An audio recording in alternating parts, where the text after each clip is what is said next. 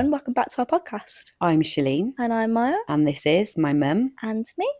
For anyone that are new to joining us today, me and Maya are just a mother and a daughter who are best friends, who are just trying to navigate life and everything in between since we lost Drake. Drake was my 19-year-old son and he was Maya's big brother, and we lost him really suddenly in November 2017. Yeah. So again, for anyone new to joining us today, it's just to tell you a little bit about who we are. Yeah. And we discuss everything from grief to mental health, and again, everything in between. But before we start today's podcast, I'm just going to hand over to Maya for a few seconds. Yeah, we just wanted to take a moment to acknowledge the heartbreaking loss of two young boys from our community. Our hearts genuinely go out to the family, friends, and just anyone affected by what's happened. As Mum being a parent, me being a sibling, and as just two people who deeply understand how grief can change your life. We know only too well the pain they're going through right now. There is a Just Giving page that has been set up to support both families, and we're just going to gently leave the link below for anyone who would like to help the families in any way they can. Yeah. And other than that, I think we just want to try and keep their loved ones in our thoughts. And obviously, if you can do the same, just keep them in your thoughts and your prayers. Yeah, 100%. Anyways, what kind of week have you had this week, Mother? What kind of week have I had this week? I don't know. It's not been too bad. Yeah. I've had a series of medical appointments, quite a lot of them over the last few weeks. They all come at once, don't they? They seem to. It's making me feel old, I'm not going to lie. But one was, I've had a few health scares over the last 12 months, and I was going to see a consultant about just basically some news about it. Yeah. And Maya, bless her, she comes everywhere with me, whether it's doctors, dentists, the shop. She comes everywhere. For emotional support, I would say, mostly. But Maya retains the information that I don't. So in this appointment, obviously there was some news being given, and I suppose Maya was there to take, again, all the information down. So you thought anyway. So I thought.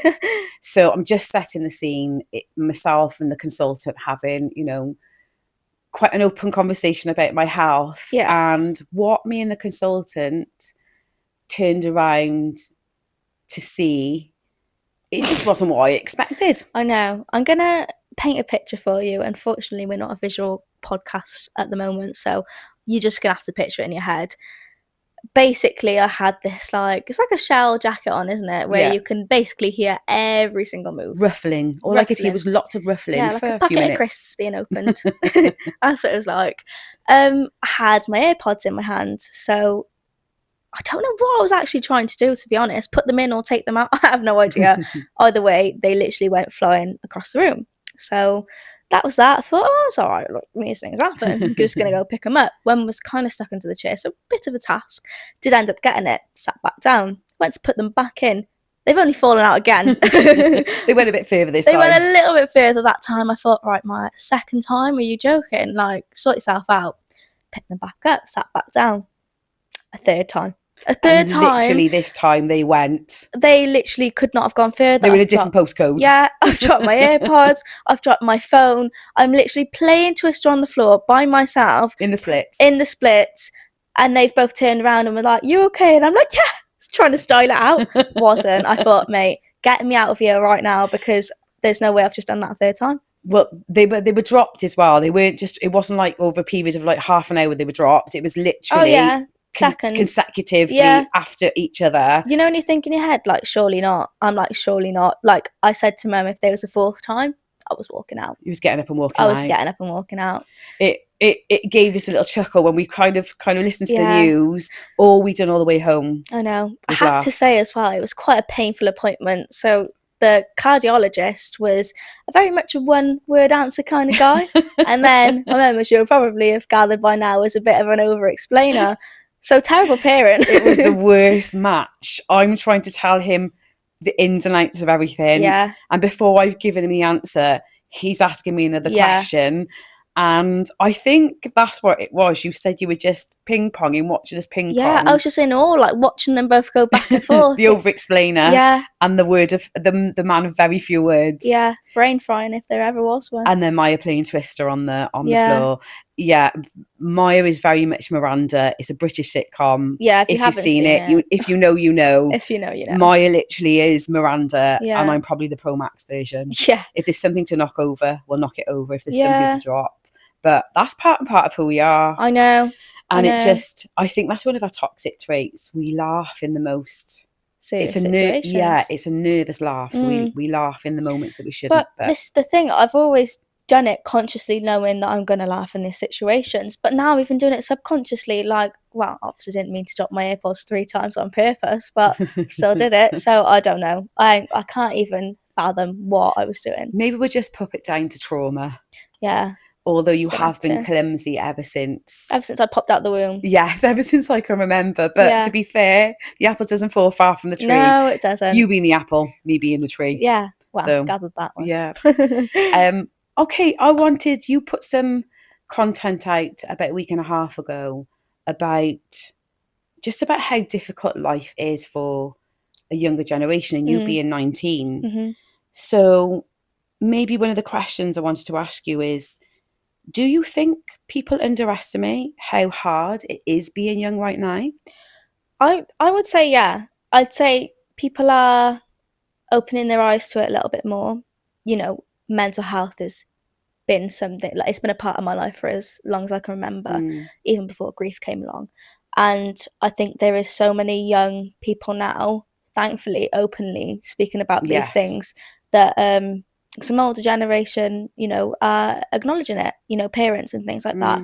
I think it's so difficult. You kind of feel like you're expected to have your whole life figured out. Yeah. And in the grand scheme of things, 19 is actually very young, but you feel like you should have everything sorted out. You feel like you should know what's going on all the time, and I just feel like a child pretending to be an adult.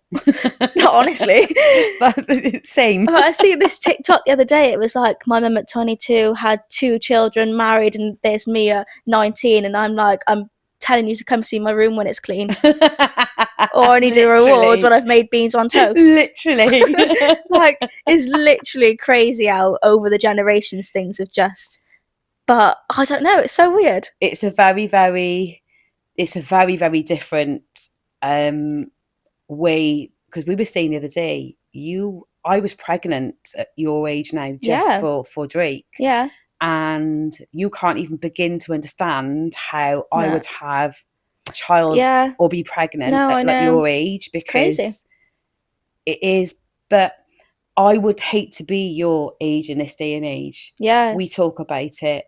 And you would prefer to have grown up in my day and age. Oh my God, absolutely. So do you think social media has made people feel like more behind in life at your age? And do you feel the pressure seeing everyone else's lives online? Absolutely. I think this is such a big one for me.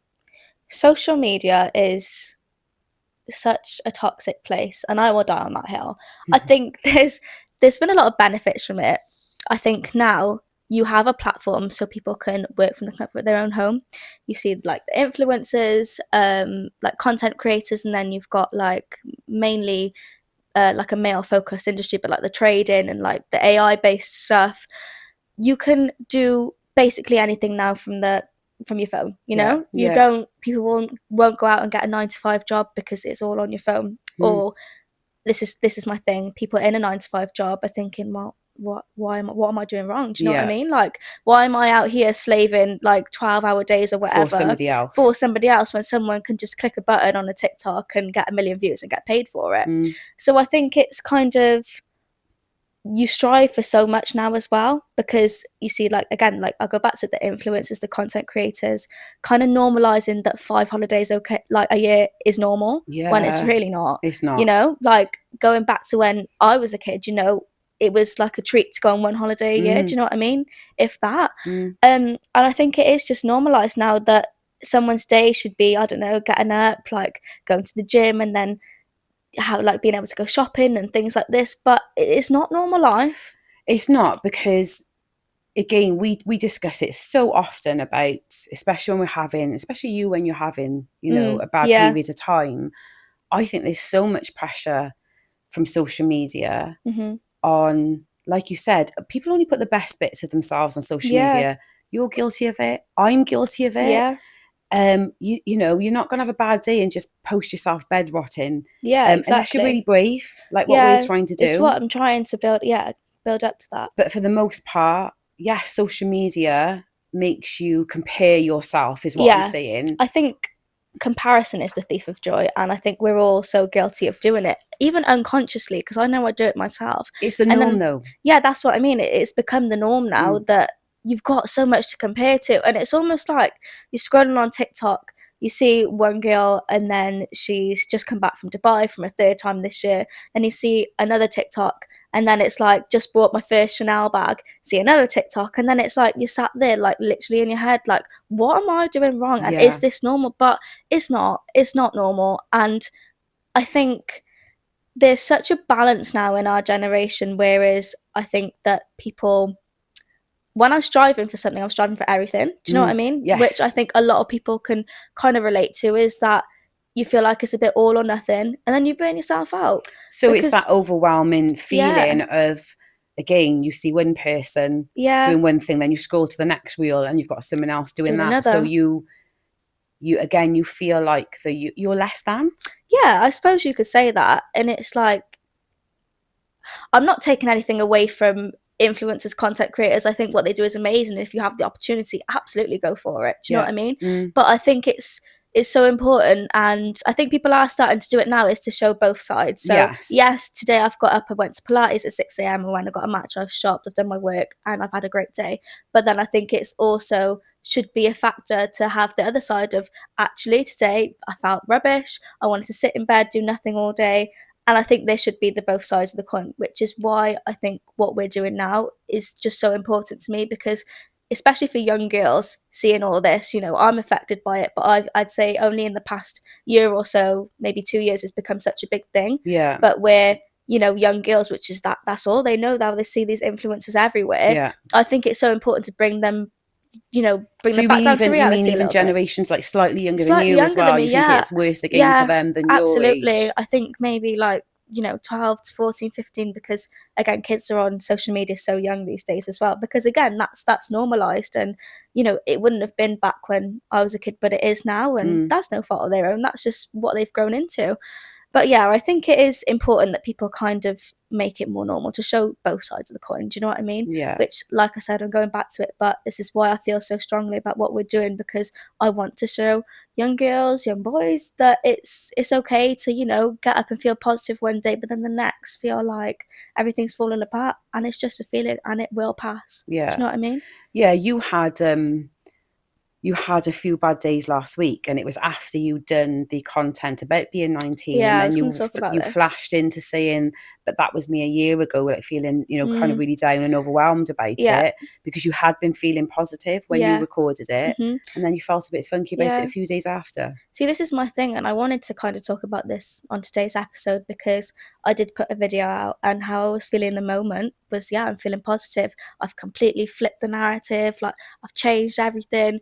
But then I kind of sat back, and again, I had a few bad days a couple of days later, and I kind of got in my head a bit. I was like, am I being real? Yeah. But I was in that moment, In that because that's moment, how I felt. yes. But then I sat back and I thought, like, no, because yes, I've come such a long way on my mental health journey. Like, yes, my mindset is a lot better than it was last year. But yes, also, I still have some really bad days. Yeah, you did they were really bad. Yeah. And again, we spoke about the social media thing. Yeah, of course. So many things. So I think if you have watched that video and you're listening to this now, then just know that, yeah, like some days I do feel like I have completely changed my mindset. And you do, I think, yes. You're really for positive. me, yeah, I think for me the biggest thing is I kind of get into that mindset, but now it's quicker to flip it back. Yes. Do you know what I mean? Yeah. So it's not necessarily that I've completely got a whole new brain wiring. No, and it's you just, also say that as well. I do You say say it's not that. something that drastically changed your life. But like I said, it's not like it's completely changed, but I have learnt ways to bring myself back down quicker and ground myself a bit easier. So I think rather than the days turning into weeks of a depressive episode, you that's can what I turn it mean. around a lot quicker. Yeah, I think that's the important thing to take from it. You know, sometimes I don't explain things very well, but if you're listening now and you've watched that video, like I said, hopefully you can, you know, level with me a bit. Yeah, you do say that though. You do say they're not life-changing things, but you're certainly 50% better than you were this time last year. Some days, and other days it feels like 2 steps forward, and then you can have a day where things just feel hopeless. And again, you take all the factors. You've lost Drake, and you've had a lot happen to you in at such a young age. Yeah. And then social media on top, and that striving to be perfect in everything that you do. Every single way, it's the perfection thing that I think affects, because it affects me even in my generation, even women my age. And I'm seeing women going on 4 or 5 holidays a year, and I can't even begin to imagine being able to have one at the moment. I know. I think I've always struggled with perfectionism anyways, even from a young age, as long as I can remember. I've always had this thing to be perfect at everything I do. It could be making a slice of toast, and if I've not put the butter on properly, I'm like, nah, it's a fail. It's a fail to me. Fail, yeah. So I had this conversation with my therapist before, and she said, why you let yourself down all the time is because you constantly strive for perfection. So anything under that is a failure. Perfection is obviously something that I'm never going to get, hence why I let myself down all the time in my own head. Yeah. Does that make sense? Yeah. Because I'm striving for something that's impossible. Yeah. So I'm constantly feeling like I'm failing at things when I'm not. Yeah. It's just not the thing that I want it to be. Yeah. But you want it to be, so you want to be able to do 5 things in a day to the best of your ability, to 100% perfect. And if it's not, you feel like you failed the whole day. Yeah, that's what I mean. It's quite exhausting, to be honest. It is exhausting. I think that's a mixture of social media in your age.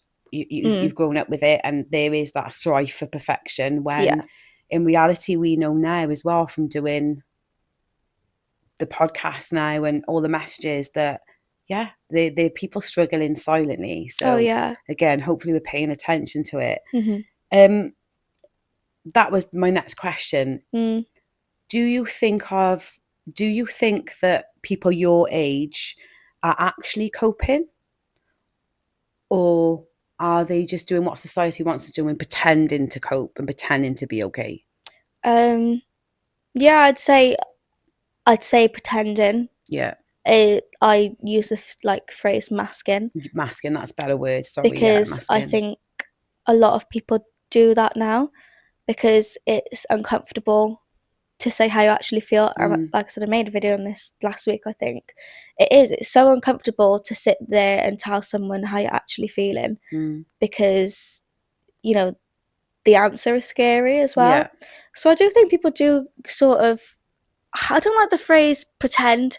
It's more so just it becomes the norm because you do it so many times and you act like you're okay. So that just becomes almost like faking it until you make it. That kind of but silently again. Lots of people are suffering. For me, anyways, it's an automatic response now that I just kind of, especially when I'm working. I could go out, obviously, I said it before, I'm my lash technician, and I go out and it's like all of a sudden this mask just comes in and I'm like, hi, come on in, and then I can come into the house and I'm literally like a zombie. Yeah. But you do just put that mask on, and I'm sure people can relate on that level, especially people with, you know, mental health issues, which again I go back to, I think most people have dealt with, even if they're not consciously aware of it. You're bound to have it in this generation, you know. Yeah, well, that's it. You again speak to your friends.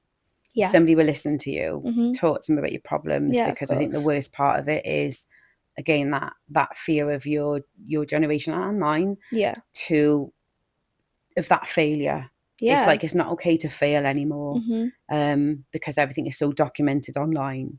That's the thing, yeah. What about Drake? Do you think that losing Drake at such a young age has changed the way you see life in comparison to other people my age? Your age, age? Yeah, yeah, I have to say I do. I feel it's such a hard one because I feel like, again, I've spoken about it before, but I had to grow up so quickly, and I really, really feel that nowadays, you know. I feel like mentally I'm like a 30-year-old woman. Yeah, older. Yeah. I like it, but to be fair, the people I spend my time with, like all my friends, are very, very emotionally intelligent girls, like massively. Yeah. But I think it's just being so observant of things. Like I said, I pick up on literally things you wouldn't even think I'd pick up on. So I think it does definitely change the way I see the world now. And I guess I try not to take things for granted. Yeah. You know, Yes, because definitely you don't. you see firsthand how quick life can just switch. I think that's what frustrates you when you're feeling sad and you're feeling that you can't put yourself, Yeah. because you try so hard to not feel that way, because you know how short life is. Yeah. I think that's where I get in my head a bit sometimes, because I'm like, why am I thinking like this? Like, I know life's too short. Like, I've seen it. Like, why can't I pull myself out of this? Like, just live on for Drake. Do you know what I mean? What are you doing? I watch you. You get. Yeah, I get frustrated with really myself. Frustrated and upset about it, because you try again. Repeat myself, but you try. I watch you. You try so hard to remain positive. You try so hard to work on yourself, that when you get those difficult days, again, it's almost like you blame yourself. Yeah, definitely. You blame yourself and you sit within your thoughts, and you're so logical and emotional, but sometimes when you get in such a state, you can't detach. You know, logic is logic, but you're so overwhelmed with emotion. That's what I mean. I find it hard. I do find it hard. So I've started writing down things as well as I'm feeling them. Obviously, there's so many different things that I feel, but this is one that I kind of feel that I don't know if many people feel it. So I wrote down, it's just like a little paragraph. I'm going to read it out just in case someone feels a little bit the same. So I've realised how difficult I find it to be fully present. I could be standing somewhere extraordinary on a beach in the Maldives and still feel unable to truly absorb the moment. It's as if my mind is always somewhere ahead, never allowing me to simply arrive. I want to appreciate what's in front of me so badly, but when I can't, it leaves me feeling guilty, like I'm missing pieces of my own life while they're happening. That's so profound. Yeah, because I think I do, and I really do struggle to be present in moments. I'm not sure if that's because of grief and trauma maybe stopping me, because there's that hole in my heart. But I just wanted to read that out in case someone's feeling the same, because I don't know, I'm trying to get into the habit of journaling a bit, because when it's on paper, it's out of your head a bit more. Do you know what I mean? So I just wanted to briefly touch on that. I think journals are important anyway, because you can, on any given day, if you're overwhelmed with one emotion, it's replacing the emotion that you felt yesterday. Yeah. So I guess journaling allows you to collect all those moments, so you can go back, and then when you're in a better headspace, you can kind of feel what you need to work on to help yourself cope a bit better. And I'll say it again, and I say it all the time, is that learning and understanding yourself is the first step. And then it is the first step to healing. And then as soon as you understand yourself, you can start learning from those things. And I've even had those epiphany moments recently. Like, I was feeling a bit down the other day, and I literally try and dissect whilst I'm feeling down, because I find myself sometimes struggling to be honest with myself. Yes, you do, yes. Because if I admit something to myself, it means it's happening. And when it's happening, it means I've got to deal with it. Yeah. So I do struggle being honest with myself and admitting how I really feel. If it's something whether I'm embarrassed about, or I don't know, but I've been trying to like knuckle down on that a bit recently, because I think it's a crucial part of healing, and I've sort of only realised it recently, I suppose. Again, 2 steps forward some days and 10 steps back, but other days you feel like you're waking up in a funk, and you kind of reflect on maybe the last day or the other journals, and then obviously it can, again, just getting you one step closer. And healing is linear in terms of, what's the best way you can put it? Life isn't a destination, it's a journey. And I think that is what you're trying to say. You're just trying to take in the journey rather than think about the destination. Yeah, absolutely. So we had a message from another grieving mum, actually, who also lost her son at 19, and she's really, really struggling. And she asked about your therapy journey, and I realised we actually never touched on that properly. Not properly, no. Not properly. So I'm going to ask you a question, which is, when did you first realise you needed help mentally after losing Drake?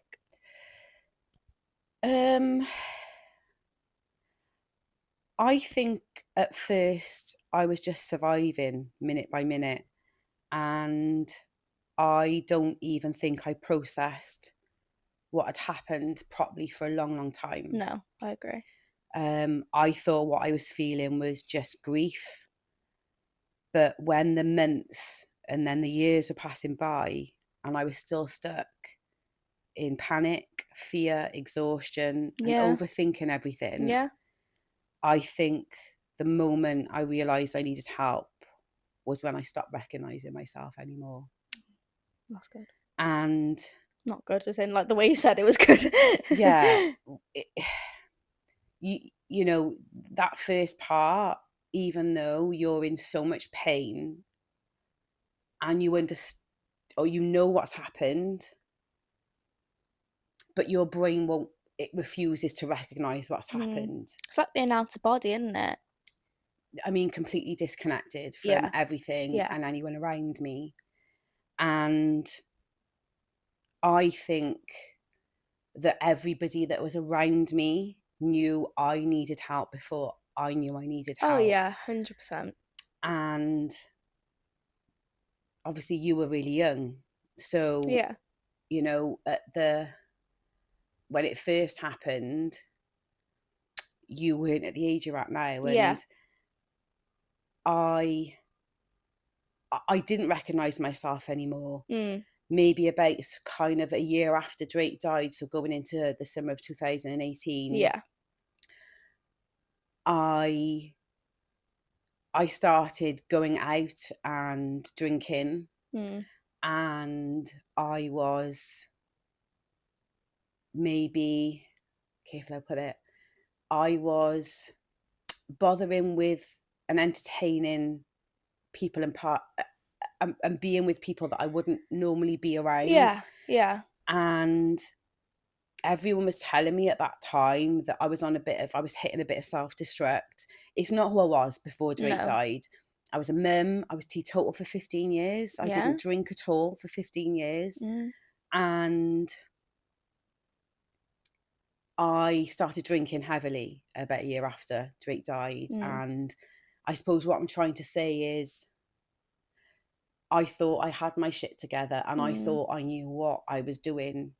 The out and drinking, that was me. Whenever I recognise it now, that was me just wanting to be somebody else or somebody other than just that poor woman that lost her boy. It's hindsight, isn't it? You cannot see it when you're in it. No. You cannot. And obviously my best friend, and for your sake, you know, people were telling me that I really didn't know what I was doing, and I was sure and adamant that I knew exactly what I was doing. But again, when you come out of it, you don't realise that that's what you were doing. So I spent about 2 years, and again, completely not recognising myself at all. And then I probably, again, got into about 4 years in, and then I kind of realised that stage I'd been through that wasn't me at all. And I think I wouldn't say accepted then, but I realised then that the Shalene that was there before Drake was no more. My dad says it to me quite often, the day Drake died, I died with him. Yeah, part of Might get a bit teary, but that's okay. That's the truth. So I've still got the same heart and I've still got the same soul, but everything else about me is completely new. Yeah. And I'm trying to still navigate of the new me, and that's forever changing. So again, it's difficult trying to navigate it when when you're still in it and still trying to move around it. So back to your question, it was when I didn't recognize myself anymore, when I realized that I needed help.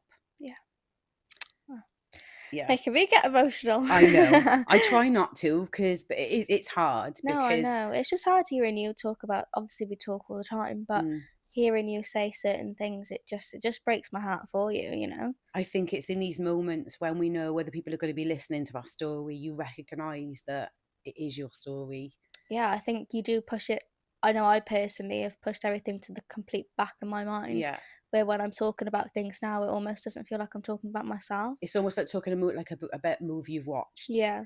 And obviously my brain, or our brains, try and protect itself by pretending that those things haven't happened to you. Yeah. But when we're in a situation like this, or we go to therapy, it brings you back Yeah, you're to, forced to talk you're about forced to things. talk about Yeah. it, and it is difficult to talk about, but we're Mhm. here to be honest, Yeah, and I've got to be honest. So 100%. yeah. Yeah. That's good. I'm gonna ask you another question as well now. You talk a lot about being stuck in fight or flight and anxiety. What does that actually feel like day to day for you? Bloody exhausting. Yeah. It To is. say the least.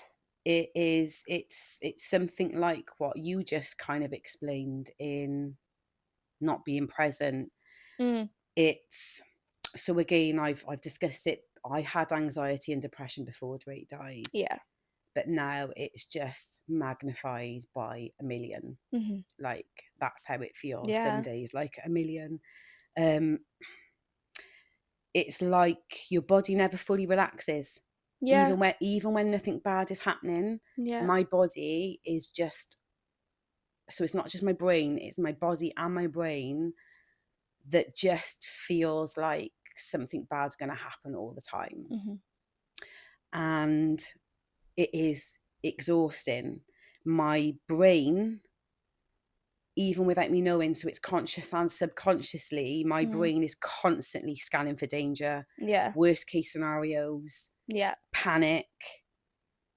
um my body and my brain are right, they Yeah. fight against each other, but both of them are waiting for something bad to happen. Mhm. It's, I suppose I had a really difficult day about 2 weeks ago, if you Yeah. remember. Mhm. I had a difficult few days. It was a difficult 5 or 6 days, but one specifically where I just woke up feeling quiet.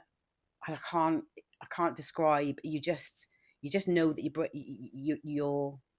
just can't be bothered to speak. You know what kind of day you're gonna have, don't you? Yeah. And I'd only been up for about an hour, and then I think you were working, or you were out working, and I remember going upstairs and I just felt, the only way I can describe it is just overwhelming, impending doom.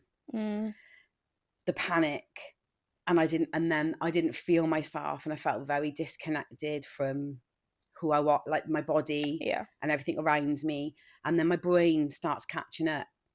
And I'd recently, in the last few, before those few days started, taken some tablets that I have to take. I Yeah. have to. Mhm. Um, and I start panicking that I'm taking those tablets, so therefore this is obviously making my anxiety and my panic and my depression worse. But I'm in a Yeah. situation again where medically I need to take those Can't win, tablets, can but you? mentally I can't deal with it. Mhm. So I went on a spiral, and I think you worked for a good 2 or 3 hours and you came out. And again, as always, I can't hide it from Maya. She asked me like 3, 4 times, "Are you okay?" And I was like, no. And I just felt not myself, You feel disconnected. lifeless, don't you? But it's just that fear, that constant fear that you're waiting for something to happen, even Mm. when you're not consciously aware that's Yeah. happening. Your body and your subconscious brain, because of what happened with Drake and Mm. how it happened. And I've always been that way. I've always been an anxious person from Mm. a child, and I've had therapy before. Yeah. But I actually had a conversation with my therapist before, and I was worried that I'd go back into the place I was in last year. that's exactly what I keep And thinking. you feel the same, but she's told me that it's impossible to go back to that exact same place. Mm, That can't happen. You might go back and feel some not very nice mm, feelings, but you can never go back to that exact same place yeah. where you were at. But I suppose obviously it's your body memory and your brain memory. Of So when course, your yeah, it's body goes repetition. through something that reminds you of the trauma of what happened with Drake and having to live with it, as soon as your body feels some kind of physical element, Mm, your brain goes into, this has happened before. It's yeah, because there is something that is bad happening or about to happen. And going back to your question, fight, flight, and anxiety, yes, it's always there. yeah, Some days are a lot worse than others. Yeah. Again, we've spoken about it. I struggle when Maya goes out because it's my brain and my body again working against each other. Yeah. It can happen. It has happened, and it could happen again. Yeah. So I'm working really hard to try and deal with that fight or flight and anxiety on a daily basis. And it is, as you know, and I'm sure there are so many other people out there, grieving mums, grieving siblings, anyone who's lost anyone, the anxiety and the mental health element that comes with grief is crippling. Oh my God, yeah. It literally takes over your life. But I'm going to ask you a bit about that now. What has your therapy journey been like so far? Because I mentioned how obviously we got the message, and I just want to know what you've kind of gained from therapy, or how much you've had, what kind of therapy you've had, Yeah. and how it's worked for you, or if it hasn't, you know? Honestly, complicated. Yeah.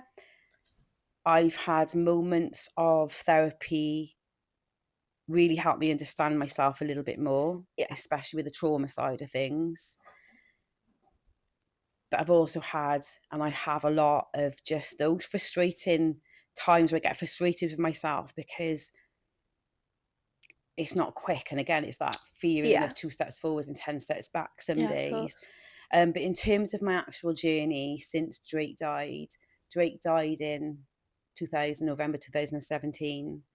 And my dad obviously tried to get me into every doctor. You could see, obviously, I wasn't right. Everyone was worried about me. Yeah. I discussed it last week and the week before, that there was a period of time where I didn't want to be here, and people were worried about that. So I did start a process. So I was seeing a team of mental health people, and I had an occupational therapist for about a year who she was absolutely amazing.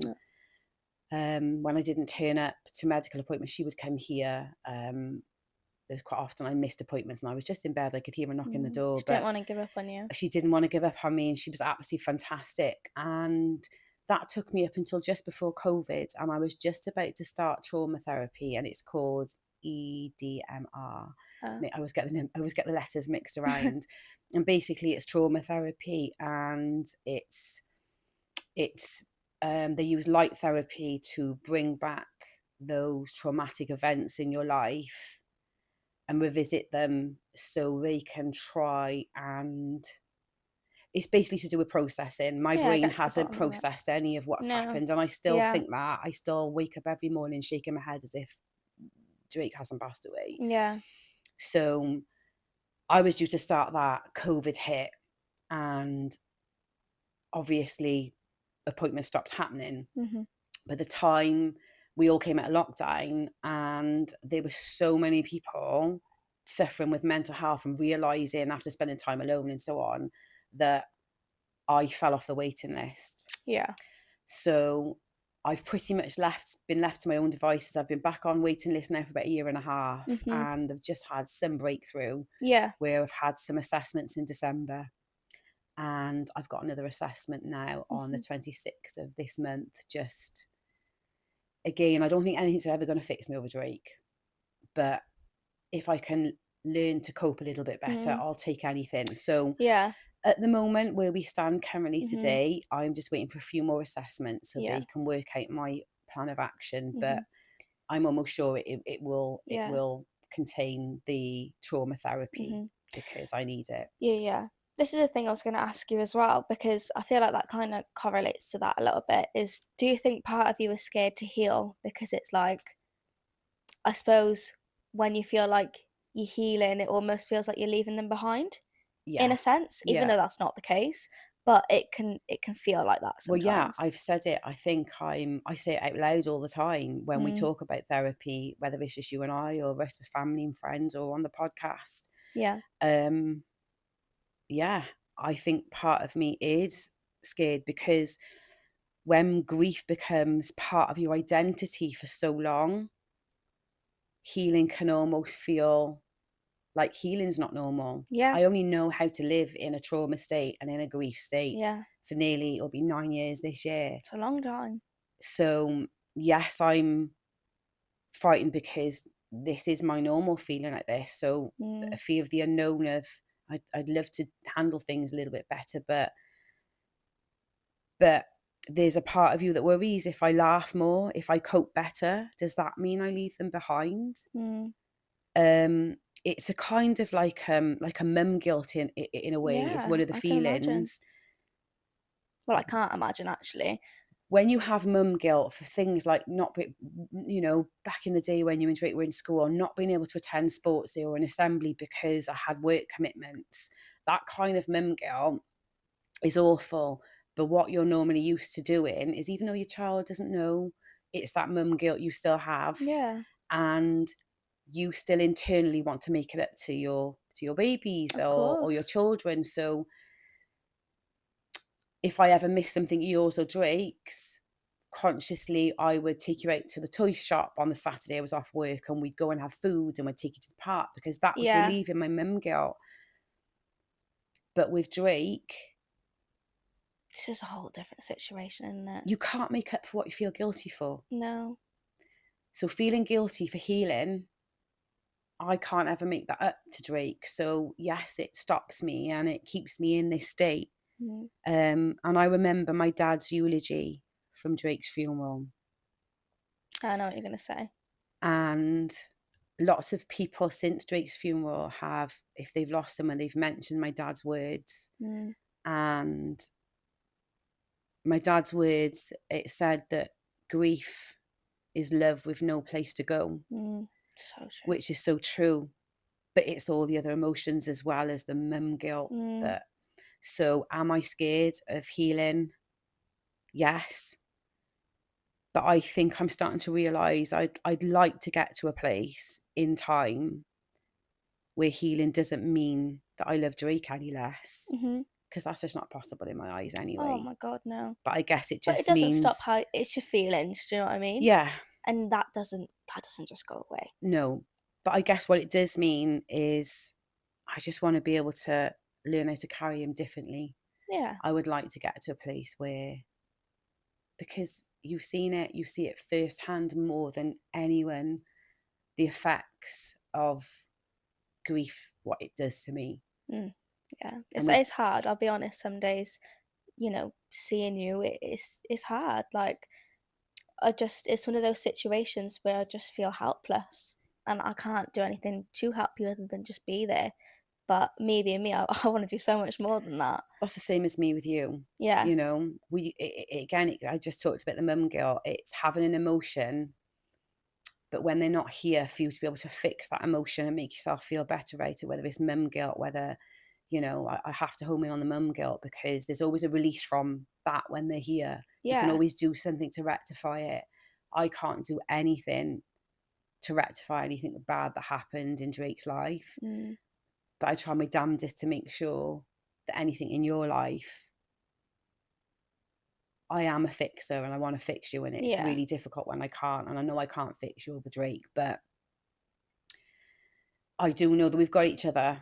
And absolutely, if we didn't have each other, and we're so lucky, we were talking about this earlier off microphone, that there are lots of people out there that have been through such tragic loss, but they haven't got the support network that I am so grateful that we have. But I'm just talking, you're one of my biggest likewise support, and you've got to deal with your own grief as well as watching me as your mum, and vice versa. And it's tough. It is. It's not easy. Yeah, like you said, we've got each other, and thank God, because I don't know where I would be without you. And there is some people out there that don't have that. And again, hopefully there is someone out there that maybe doesn't and can find comfort in us. I hope and so. feel like it's out there here with us. I really hope so. I do. And I mean, I think we're going to leave it kind of here for today. Yeah. I think one thing I'm realising lately is that healing isn't linear at all. No. Well, no, because some weeks you feel okay, and then other weeks it just hits you out of nowhere and you can't control it. Yeah. I think for us as well, it's just, we wanted to do this podcast really because so many people are just quietly struggling and just pretending they're fine. Yeah. And again, that goes back to the reason why we've done my Mum and Me podcast. Yeah. We We say it every time we about the wrong do, person, but we mean it. And again, it's that wholeheartedly. And we know from the response and the messages we've already had and still continue to get. Yeah. We had a few through last night that we've answered, but you know, we're not going to talk about it here. Maybe that's for another episode, but it means more than you know, truly. It And really thank you for all the love on the podcast so far. I can't believe where we've got to. I really can't. And the best is yet to come, eh? And again, for all the people that do message us and they're asking for help and they're asking, you know, how we deal with certain things. Some of them we can discuss here, some of them we can't. But thank you for trusting us with your stories. We read more messages. We read them all, but we're getting more than I think people realise. Yeah. So, yeah. Leave it there for today, shall we? Yes, I think we will. And thank you so much for listening. And we'll see you next week. Bye. And take care of yourselves and each other.